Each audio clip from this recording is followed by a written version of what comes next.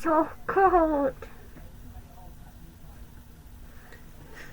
But welcome back to another dramatic reading of the 12 dramatic readings of Christmas. And let's just get right on to the razzle dazzle. As you can see, I've wrapped this one with recycled musical notes too, so we're just gonna... Oh, it's another Geronimo Stilton book.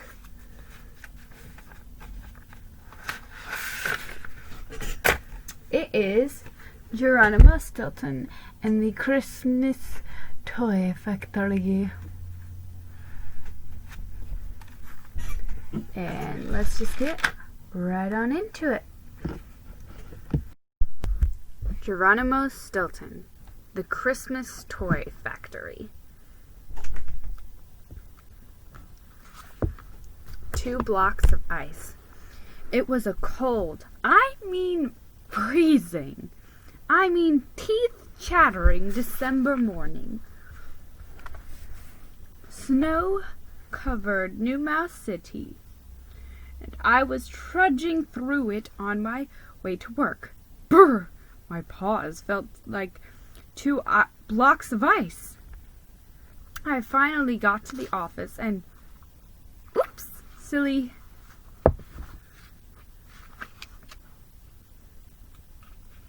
me, I forgot to introduce myself. My name is Stilton, Geronimo Stilton. I am the publisher of the Rodents Gazette, the most famous newspaper in Mouse Island. As I was saying, I got to the office and sat down at my desk. But before I could start working, a plump furry mouse burst through the door. It was my grandfather, William Shortpaws, also known as Cheap Mouse Willie. Rats. Don't get me wrong, I love my grandfather, but for the past month he has been driving me up a clock. Grandfather is the founder of the Rodents Gazette. He started it a long time ago. He doesn't work here anymore. Lately he's into golf, but he still loves to stop by the office and check up on things. Grandfather is one tough, no nonsense rodent. His favorite saying is, "All work and no play makes a mouse rich, rich, rich." Before I could even squeak hello, Grandfather William began thumping his paw on my messy desk. A stack of papers crashed to the floor. "Grandson, this desk is a disgrace. Have you been working or eating cheese bonbons? Remember, I built this company with my own bare paws. If you're not careful, I'm going to come back and you'll only be in charge of the water cooler," he thundered, snapping my whiskers. I gulped. My worst nightmare is my grandfather coming back to head the Rodents Gazette, and lately I was afraid he might just do that. I'm doing my best," I squeaked meekly. Grandfather rolled his eyes. "Tell it to the paw," he smirked, holding one paw toward me. Then he pulled my whiskers again and stormed out. I got right to work. What else could I do? I was worried. And besides, I don't know a thing about water coolers.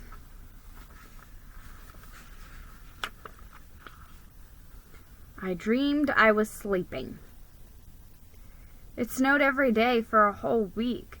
I had to put snowshoes on my paws just to get to work. I would have loved to call in sick, but I couldn't. What if Grandfather William found out? I'd be out of a job faster than you could say egg and cheese on a cream cheese bagel. Instead, I got up every day at the crack of dawn and dragged myself to the office. There I read manuscripts, signed checks, and researched stories. I was so busy, I never even took a lunch break. I just nibbled on some stale cheddar crackers that I kept in a bowl on my desk. Finally, at midnight, I'd head home, and I was so tired I'd fall into bed and start snoring before my snout even hit the pillow. I dreamed I was sleeping. The days flew by. I was exhausted, but I had to keep working. I couldn't let Grandfather William take over the newspaper. I loved my job. Too bad it was taking over my life. Uncle Geronimo, why didn't you come? On the morning of December 14th, something awful happened.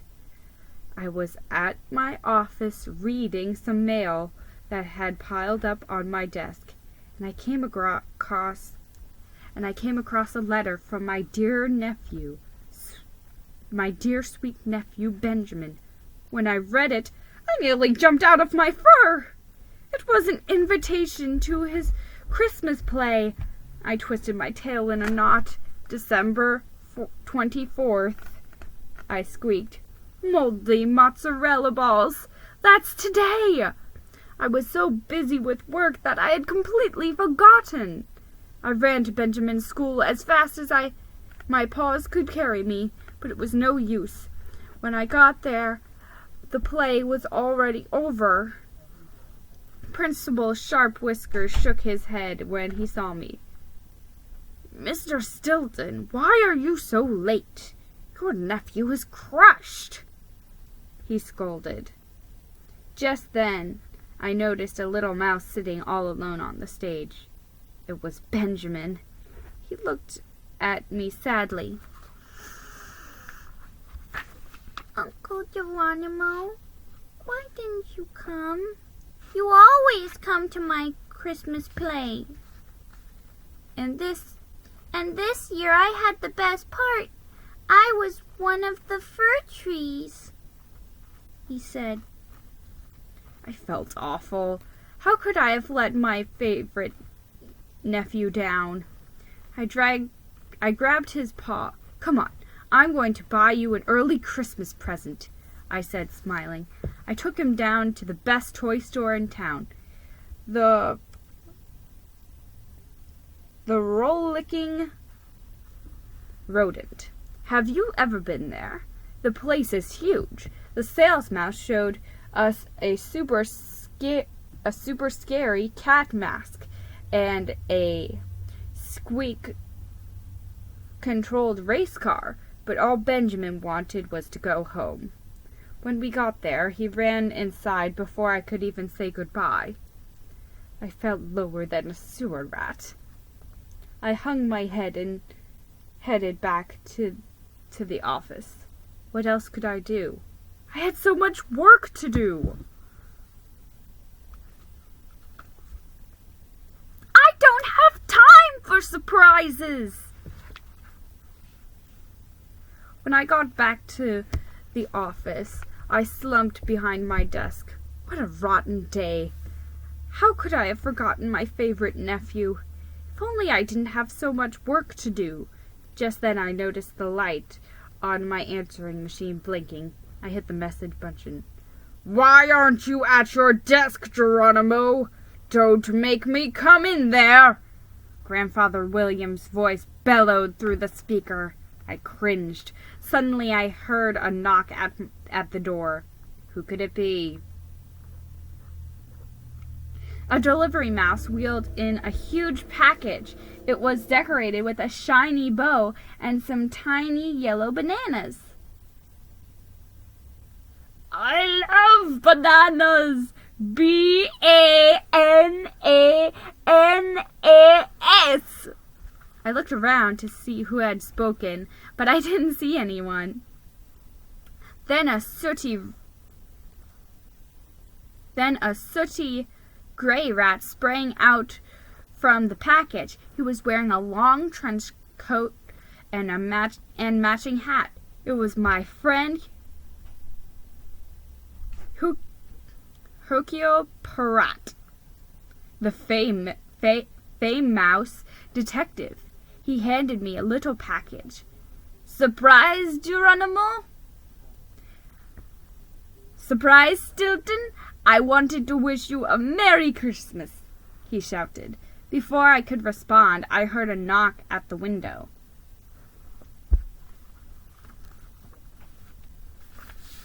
My eyes nearly popped out of my fur. A rodent was hanging in front of the window ledge. He had a crew cut and big bulging muscles. He was dangling from a bungee cord. I opened the window with shaky paws. Was he some kind of spy? Was he from another planet? "Hey, fellow camper," the rodent yelled. "Just dropping by to say Happy Holidays."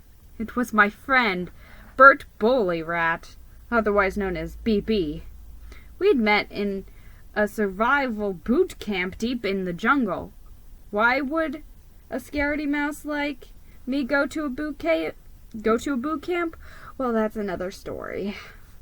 Now my teeth began to chatter watching BB sway in the wind. I felt like I was about to have a nervous breakdown. Of course, Bert didn't seem to mind that he was dangling 40 feet in the air by a little cord. Instead, he just smiled at me and handed me a gift-wrapped package. I was still worrying about BB when the door to my office slammed open again. "Merry Christmas to you, dear Geronimo," a magnificent voice sang out. A beautiful rat wearing a scrumptious cheddar perfume stood in the doorway holding a gift. She had amber-colored fur, twinkling eyes, and a dazzling smile.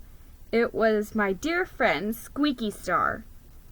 Do you know Squeaky? She is a very famous singer. Her CD, Under a Cheddar Moon, has been #1 on the charts for almost a whole year.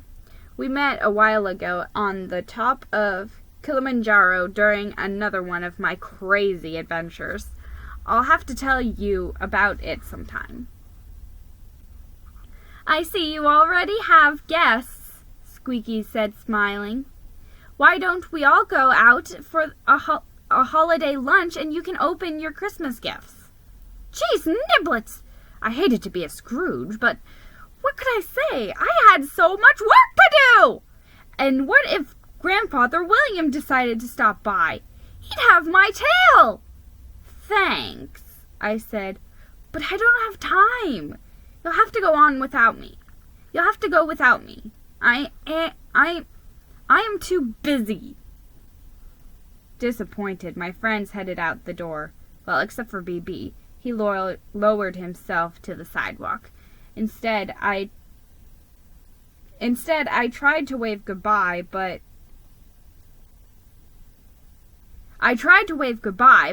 he never looked up. I felt like the worst friend in the whole world. I don't have time to travel! The snow kept falling thicker and thicker. I had my snout buried deep in a pile of papers when my friend Petunia Prettypaws stopped by. She is a fascinating mouse. I guess you could say I have a huge crush on her. I've had a huge crush on her forever. Too bad whenever I'm around her, I turn into a blabbering, blundering fool. I stabber and I stutter. Sometimes I can't even tell my left paw from my right paw. Petunia hugged me. "Geronimo!" she squeaked. "Yes, that's me. Geronimo Stilton," I mumbled, grinning. Petunia giggled and grabbed my paw. I have the most exciting news. I'm headed off to Australia after Christmas to film a documentary about dolphins. Why don't you come with me? She squeaked. Just think. Right now the sun is shining on Australia.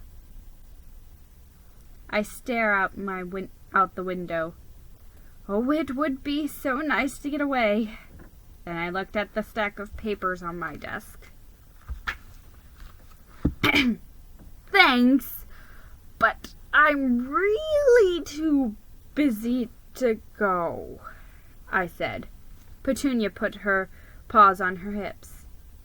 Yes, I know you're a very busy mouse, but there are some things in life that are more important than work, G, she scolded.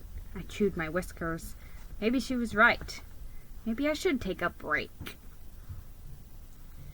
I was just about to say yes to Petunia when I noticed the big framed picture of Grandfather William on the wall. His piercing black eyes seemed to be glaring at me. All work and no play makes a mouse rich, rich, rich. Grandfather's voice echoed in my head. Get working, nephew! Sorry, Petunia, I muttered. As she turned and walked out.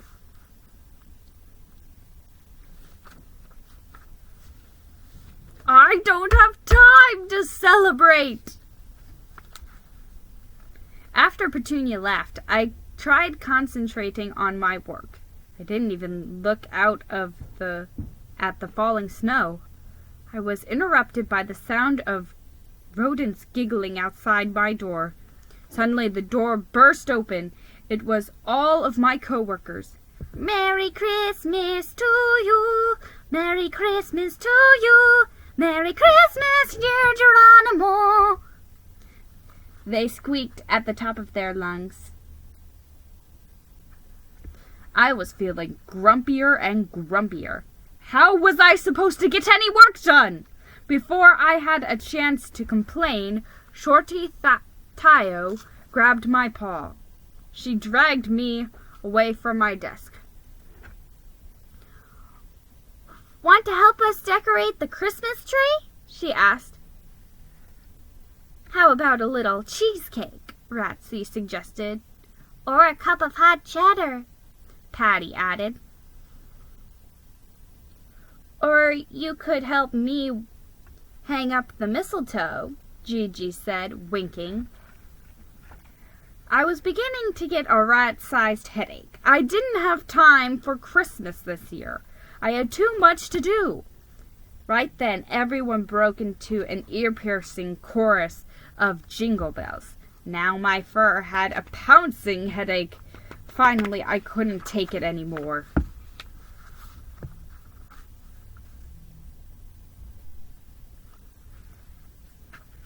Enough! I shrieked. A deep silence fell over the room. Everyone stared at me, stunned.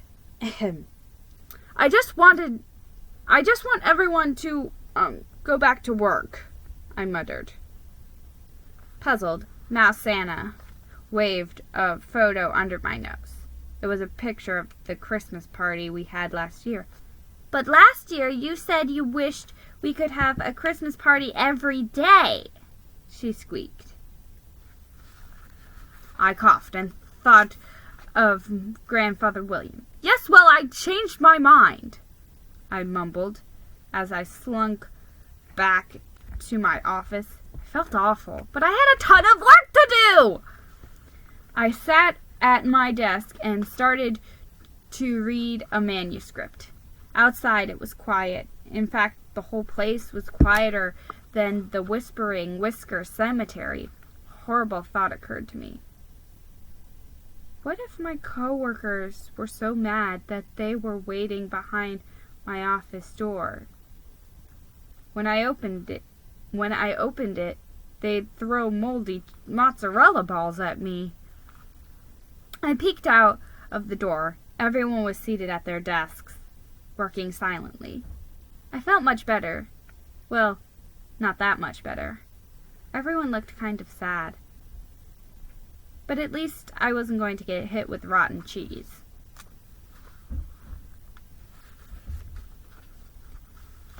I don't have time for Christmas! It was getting later and later and snowier. I was still up to my snout in work. Just then my cousin Trap called. "Hey, Jerry Berry! What are you still doing in the office? Get your tail out here! We're all waiting for you at the family's Christmas Eve dinner," he yelled. I shook my head. For some reason, I couldn't think of anything but work. I don't have time for dinners. I don't have time for Christmas. I'm just too busy, I muttered, thinking of Grandfather William taking over the paper. My sister Thea grabbed the phone. "Geronimo, don't give me any of your lame excuses," she ordered. Aunt Sweeper got on the phone next. "My dear nephew, Christmas won't be the same without you," she said, sighing. But I had already made up my mind. I had to go finish my work, no matter what. Ding dong! The snowy night went on. I worked and worked and worked until I heard the town's clock striking midnight. Ding dong, ding dong, ding dong, ding dong, ding dong, ding dong. I was tired, so very tired. I wanted to go home and snuggle up in my bed, but it was like there was a little workaholic mouse inside my head. I knew if I stopped working, I would never finish anything. Hours later, I finally finished. Now the only thing left for me to do was to write a story on the real spirit of Christmas, to be published in the newspaper the next day. To get some inspiration, I leafed through a book titled The Story of Santa Claus. But I was so tired that I fell asleep with my snout right in the middle of the book. Snore, snore, snore. The Story of Santa Claus. According to ancient legends, Santa Claus lives in Ravimini, Finland.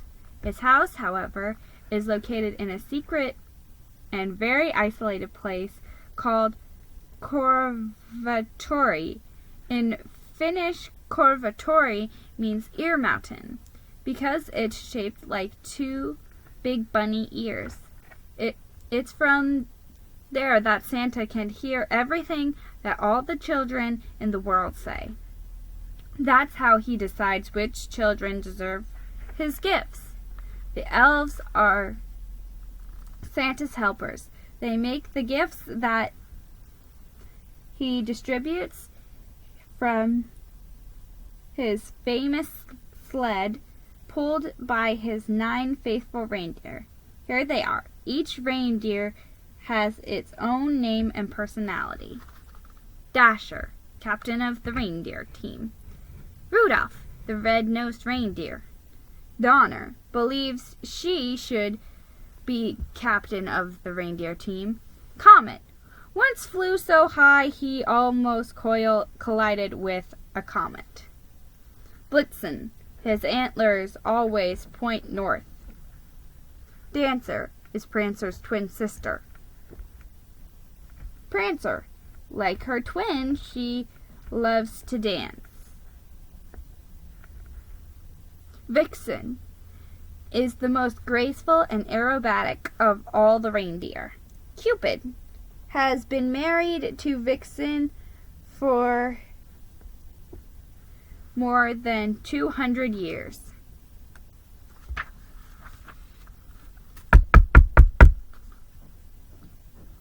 I don't know how long I had been sleeping, but I woke up mid-snore. There was somebody knocking on my window. A weird little face was squashed against the window pane. "Moldy mozzarella!" I squeaked. I was so frightened, all of my fur stood at attention. A shrill little voice yelled back, "Hey there! Open up! I've got something to tell you!" My teeth began chattering so hard I probably had permanent tooth damage. I'd never be able to eat hard cheese again. No more super sharp cheddar, no more Swiss. I was still thinking about hard cheeses when a chubby elf with a tiny beard tumbled through the fireplace. "Moldy mozzarella! That's what I get for not opening the window, I guess." "Are you the magazine mouse?" he asked, looking up and down at me suspiciously. I blinked. "Well, actually, I run a newspaper," I said. "My name is Stilton. Geronimo Stilton." Yeah, same thing," the elf muttered. He told me his name was Ding Dong. Santa Claus had sent him to find me. "He wants you to come and visit," the elf explained. I was shocked. Why would Santa Claus want to see me? Ding Dong didn't know either. But how could I say no to Santa? "I'm too young to die!" The next thing I knew, I was sitting in the back of the sleigh, pulled by 9 prancing reindeers. "Hit it, guys!" Ding Dong shouted. Instantly, the reindeer took off into the sky. Up, up, up we flew. Clouds swirled around us. I held on for dear life. Did I mention I'm afraid of flying? Meanwhile, Ding Dong was humming happily beside me.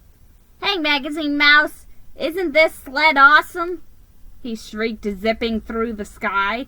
Then, before I could squeak, "No! Stop! I'm too young to die!" He started showing me all the tricks. He started to showing me all of the flying tricks he could do. The sled dipped and soared up and down through the sky. My stomach dropped. My fur turned the color of moldy cheese. "Ding dong!" I stammered. "I think I'm going to be sick!" The elf didn't answer. He was too busy guiding the reindeer into some somersaults in the sky. "Yow!" he yelled, picking up speed. What was that old saying? Never talk to a strange elf, especially an elf with a name like Ding Dong. I was still scolding myself when I noticed the air had suddenly grown colder. I was downright whisker freezing. I opened my eyes. What a magical sight! Snow and icicle-covered trees glistened like jewels in the moonlight. We had reached the North Pole.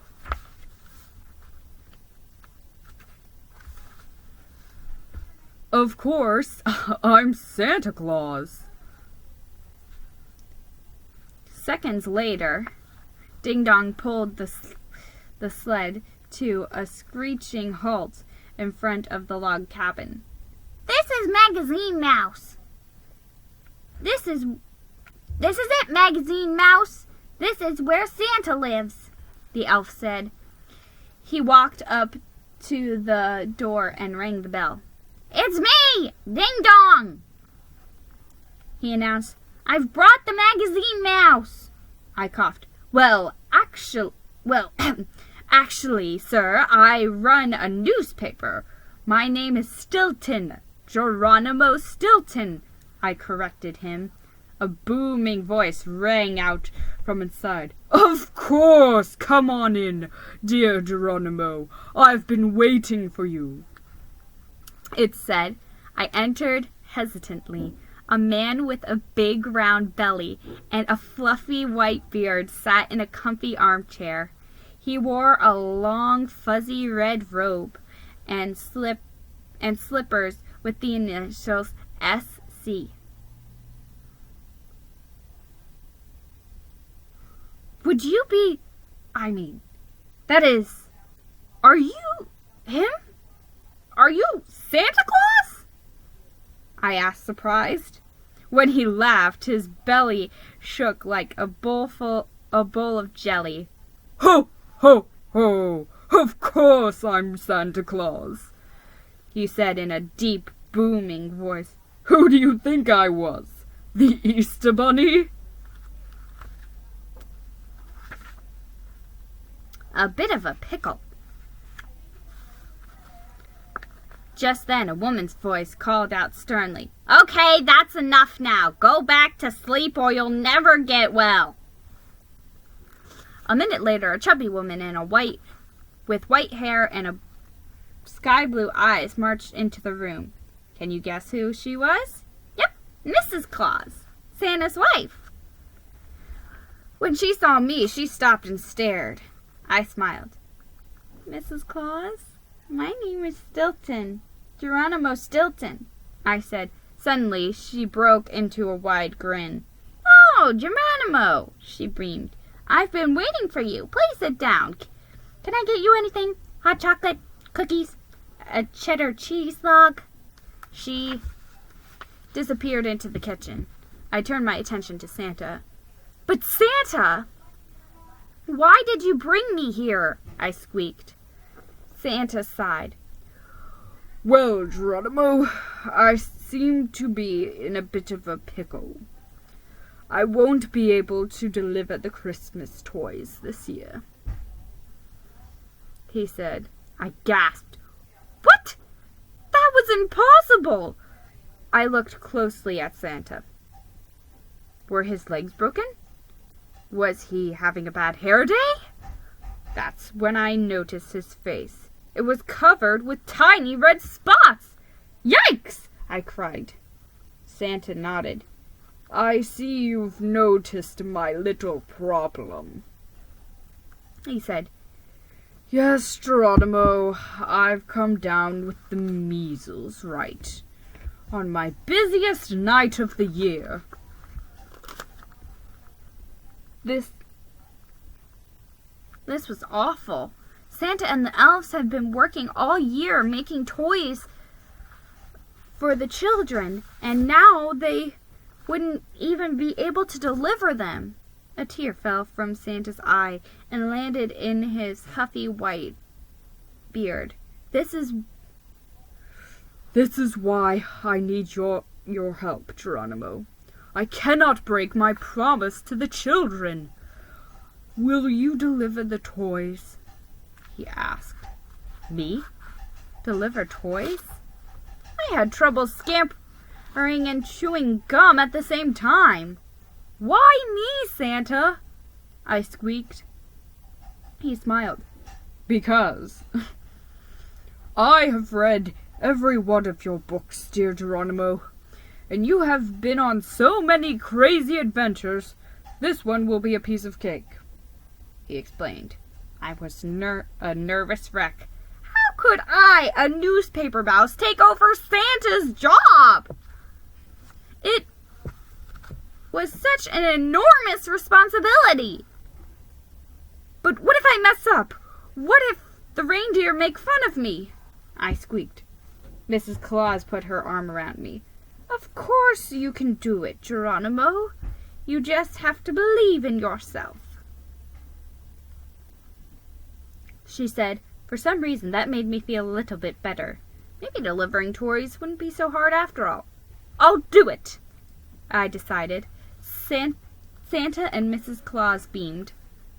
Then Santa wrote something on a piece of paper. He rolled it up and handed it to me. Then he closed his eyes and went right to sleep. Zzz. Finally, I can rest. Zzz. He snored.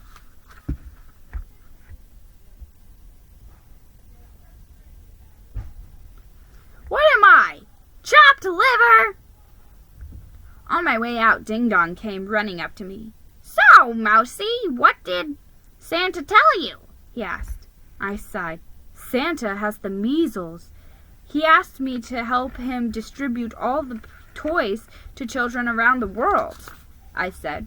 The elf turned blue, then purple, then green with envy. What? He shrieked. He asked you, a mouse, to help him? I don't believe it. To prove my point, I unrolled the paper. I, Santa Claus, do hereby ask Mr. Geronimo Stilton to manage the workshop while I am ill, and to deliver the Christmas toys to children around the world. Santa Claus. Then when Ding Dong finished reading, he looked like he was about to explode. This is so unfair! Why did he ask you to help him? What am I? Chopped liver? He fumed. This is all because I got a few speeding tickets. What's the big deal? I decided not to mention that doing somersaults in the sleigh probably didn't help either. I felt sort of sorry for the little elf. Well, I guess you need to know. You need to know how to get to Santa's. Well, I guess you need to know how to get to Santa's workshop, he grumbled. Follow me. I'll probably have to tell you how everything works, too. I nodded. Yes, well, thank you. To be honest, I don't know anything about making toys at all, I confessed. Ding Dong rolled his eyes. I kind of guessed it. Imagine a magazine mouse running Santa's toy factory. What do you know about toys? All you know about is your silly little magazine, he complained. I wanted to point out that the Rogue's Gazette was a newspaper, but I figured that now wasn't the time. Ding Dong was already in a jealous rage. There was no telling what he might do next. Throw a fit, throw a tantrum, throw a large skull-crushing stone. Instead, I followed him quietly to a huge log warehouse.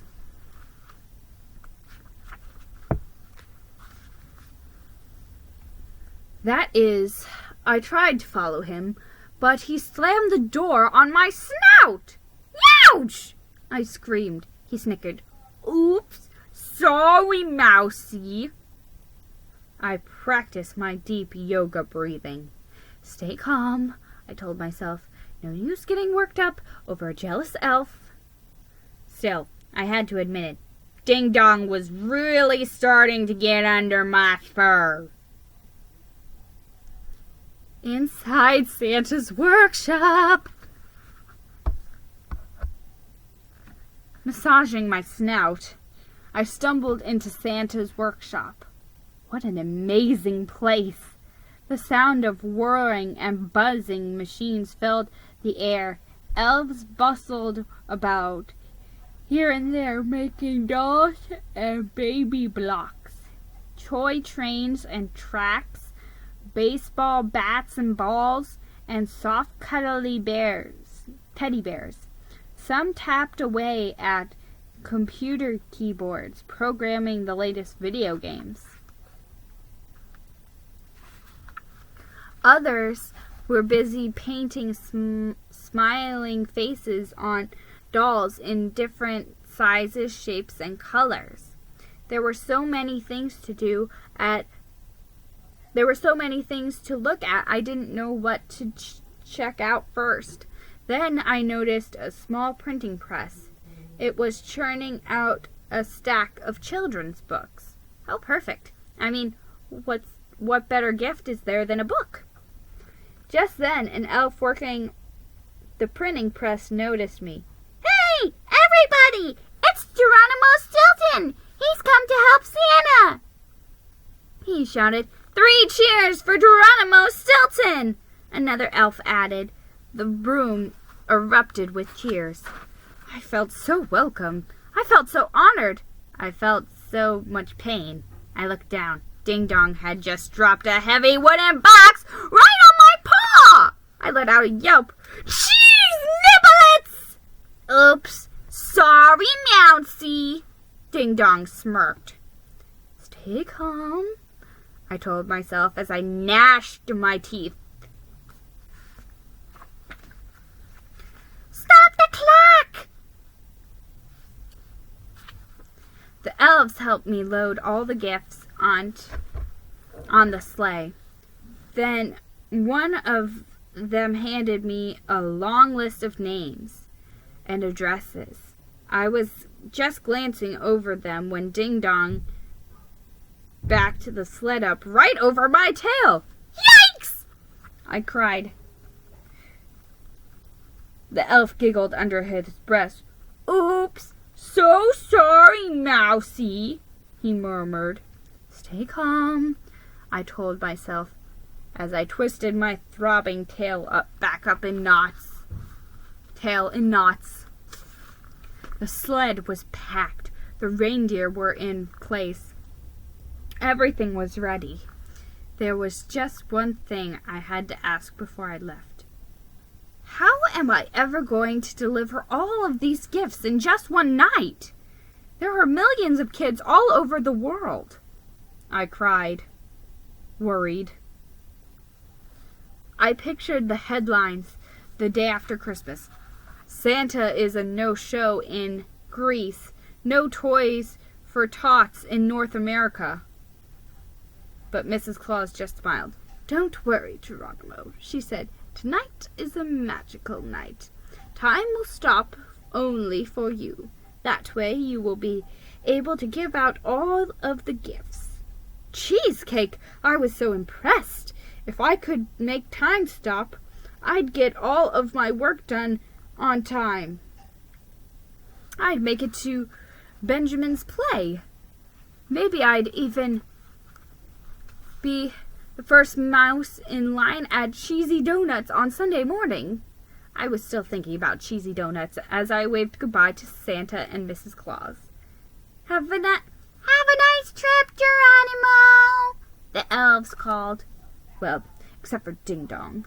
I'm pretty sure he's stuck his tongue out at me. 2 minutes later, we soared off into the sky. The reindeer soared through the clouds. A sense of peace and calm fell over me. The reindeer knew exactly where to go. We stopped in every city, large and small. We stopped on islands and in tiny villages. It was an amazing ride. As I dropped off the gifts in each place, I pictured the faces of the happy children opening them the next day. Christmas was truly a magical holiday.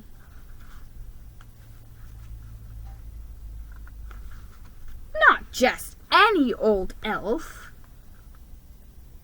Finally, I delivered the last gift. It was for a little girl named Zoe in a small village in Africa. I wished I could stay and learn more about the people who lived there, but I had to get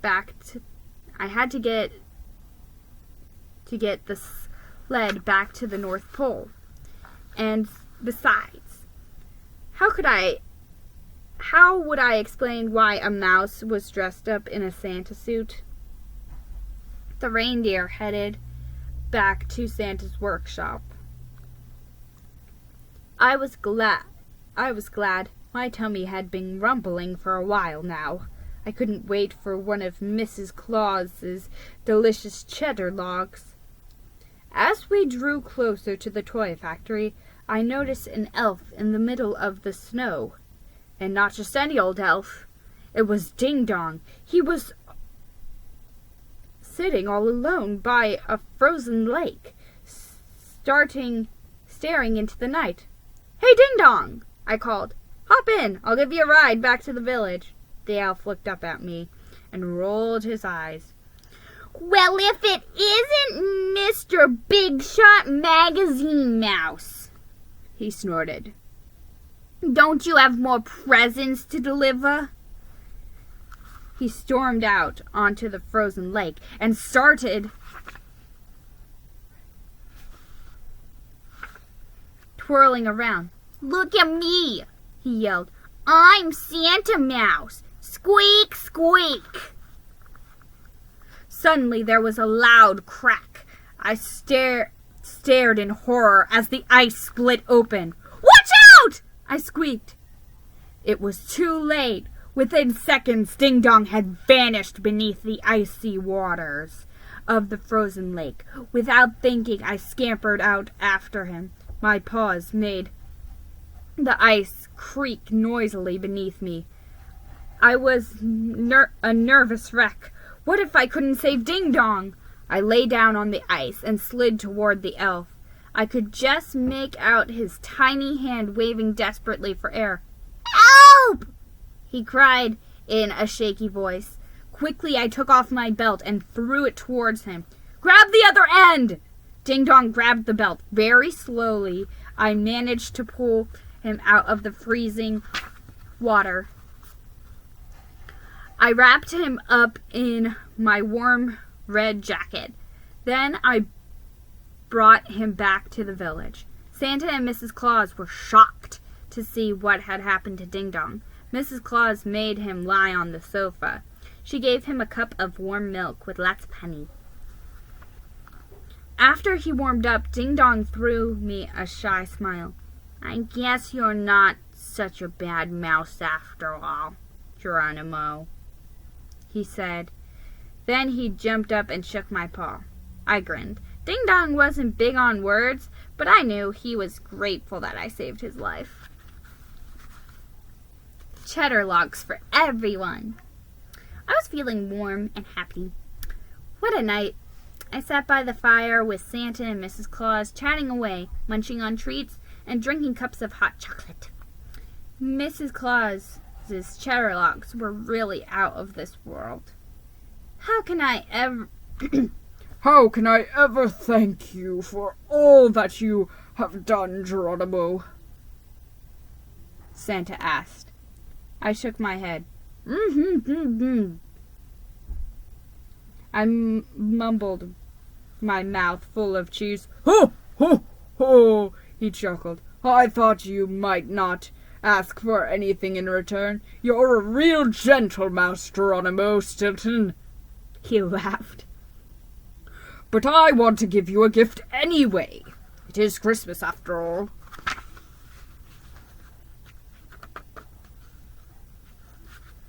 I wondered what Santa would give me.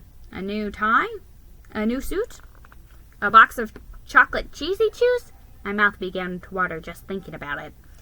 But instead of a wrapped gift, Santa pulled out a stack of letters. He explained that the letters were from children all over the world. Every year I get letters from children asking for dolls and teddy bears, race cars and bicycles.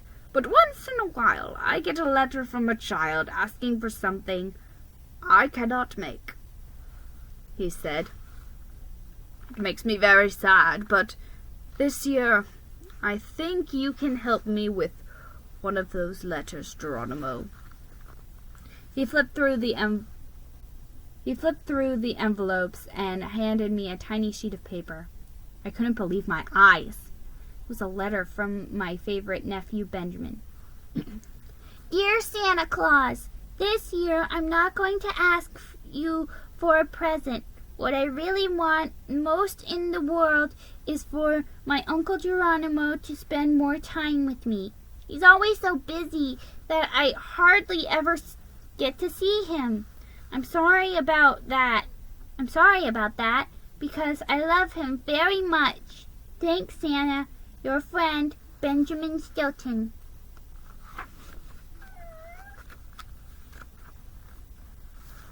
My heart dropped. But I love my nephew with all my heart, I protested. I always make time for him.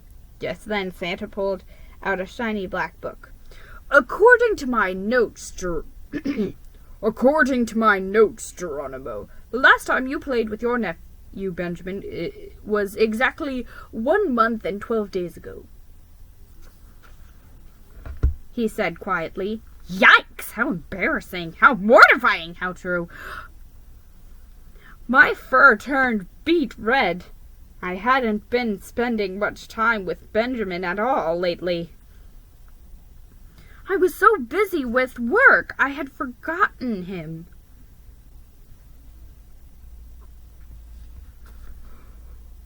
The real spirit of Christmas isn't just about spending money on gifts, dear Geronimo, said Santa.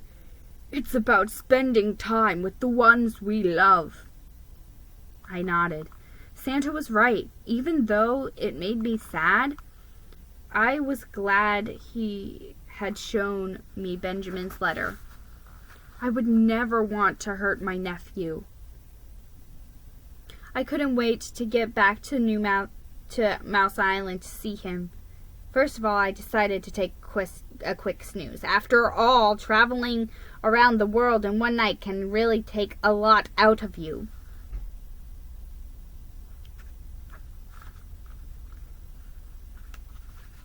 The most important thing.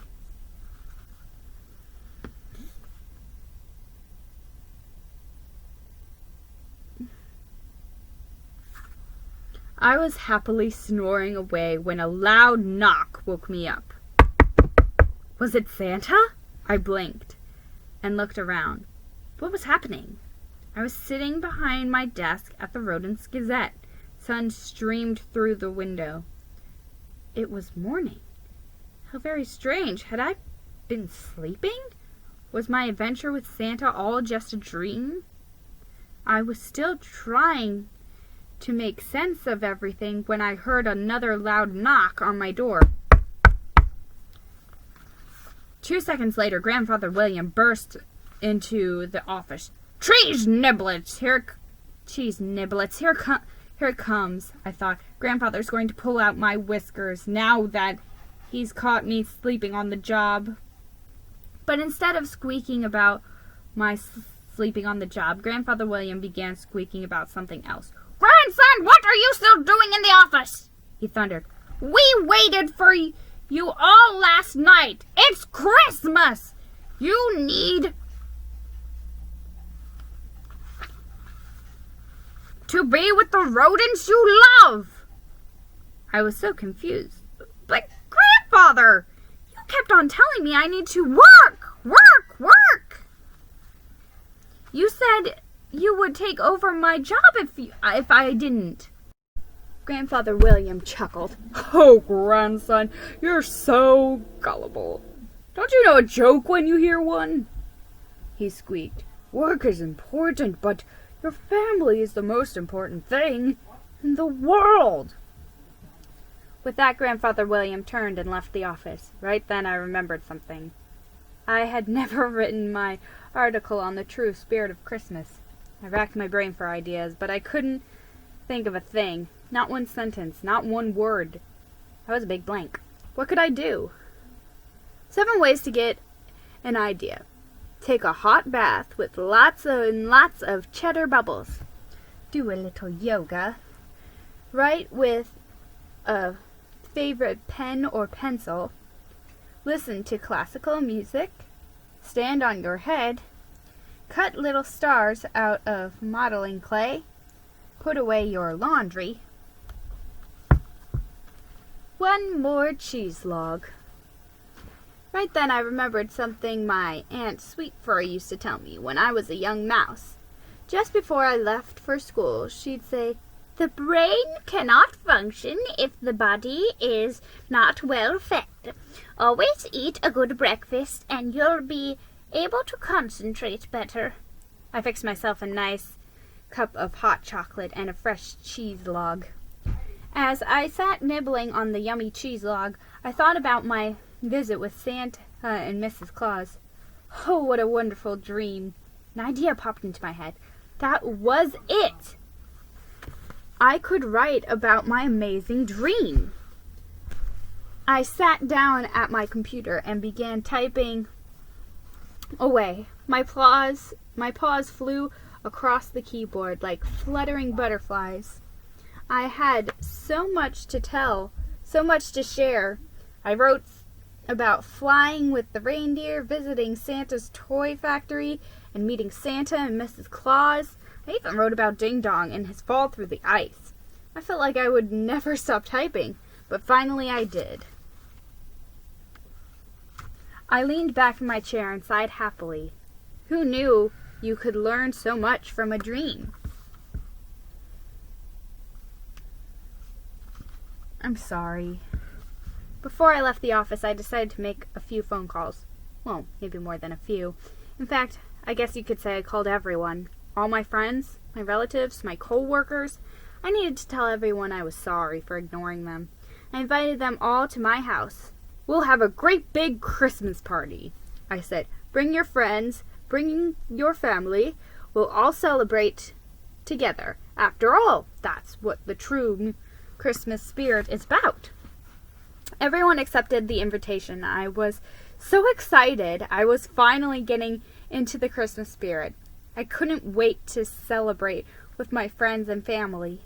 I grabbed my coat and ran as fast as my paws could carry me.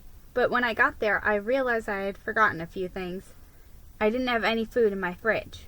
I didn't have any Christmas decorations hung up. I didn't even have a single present.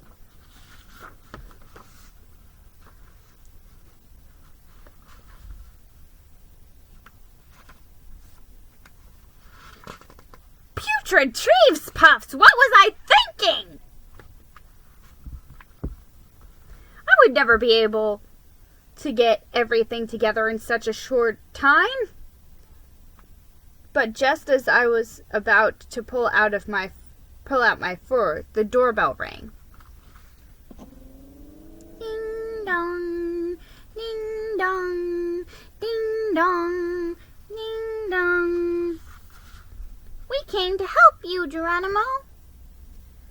I raced to my front door and yanked it open. A huge crowd stood on my doorstep. I tried to shoo them away. I didn't have time for visitors. I didn't have time for carolers. I didn't have time for sales mice. I had very dear friends and family coming over. "It's Christmas!" "It's Christmas!" I squeaked. "Don't you rodents have somewhere to go?" The mice laughed. "We came to help you set up for the party, Geronimo," they shouted. I blinked. Oops. When would I ever learn to stop putting my paw in my mouth?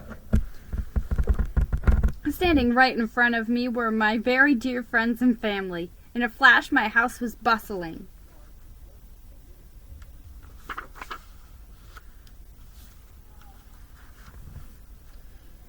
Some mice decorated the Christmas tree, some started a fire in the fireplace, others set the table. And my good friend Saucy LaPaw whipped up a super fabulous cheesy lasagna. Do you know Saucy? He's one of the most famous chefs on Mouse Island. It was truly a wonderful party. In fact, I think I could honestly say it was the best Christmas party I ever had. Cross my paws over my heart. It felt good to have my friends and family around. It had been so busy with work at the office, I had forgotten how much I enjoyed just hanging out and squeaking with the ones I loved. I raised my glass, and made a toast. Thank you all for coming.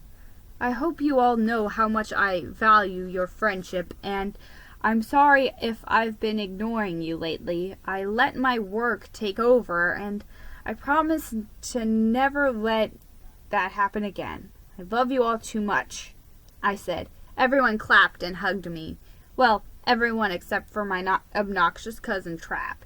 He was too busy stuffing his snout with lasagna. That mouse would eat me out of house and hole if I let him. Snow, snow, and more snow. We were so busy celebrating, no one noticed the snow piling up outside.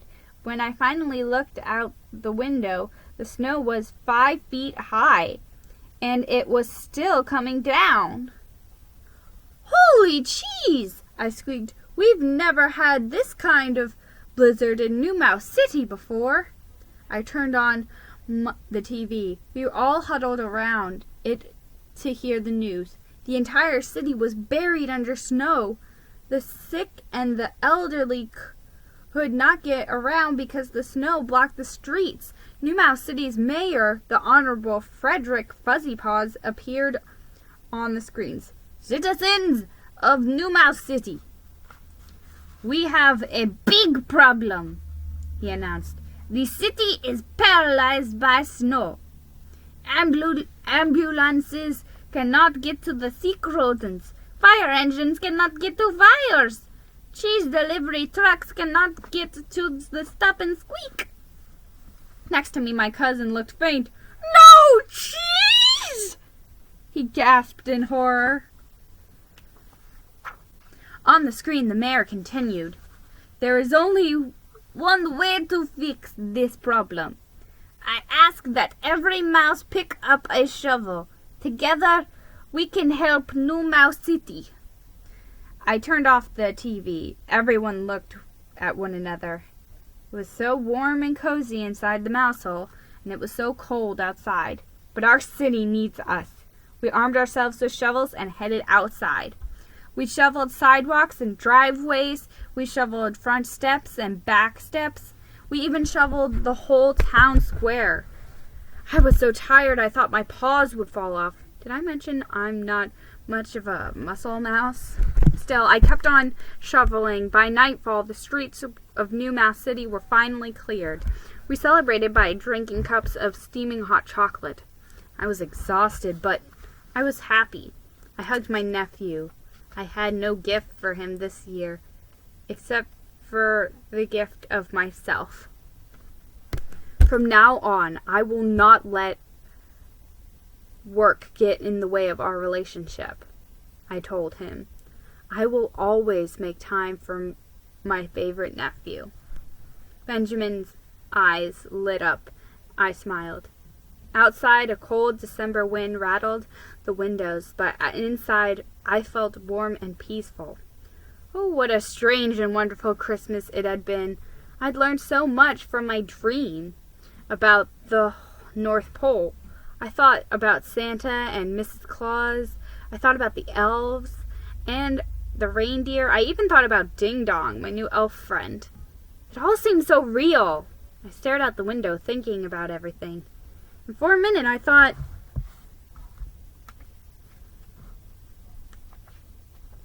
I could hear a tiny voice in the distance calling, Merry Christmas to all, and to all a good night.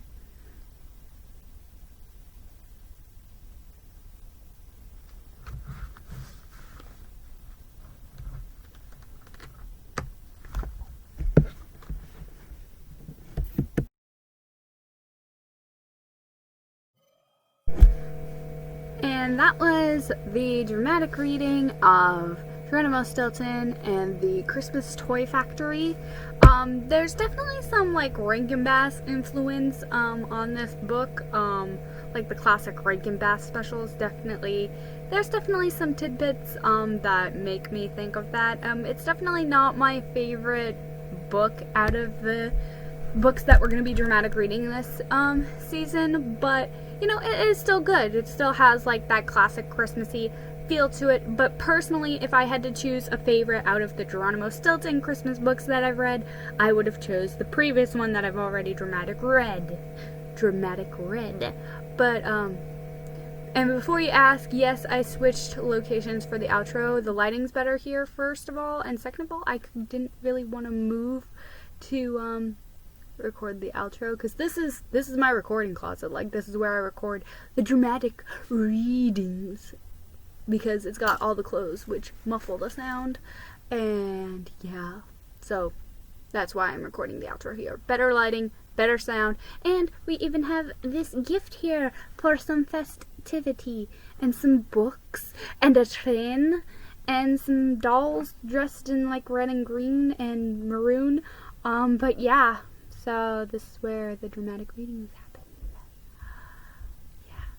So I will see you guys next time. I hope you enjoyed this dramatic reading, and if you haven't seen my previous dramatic readings, be sure to check them out because they're just as fun. And I'll see you guys next time. Bye!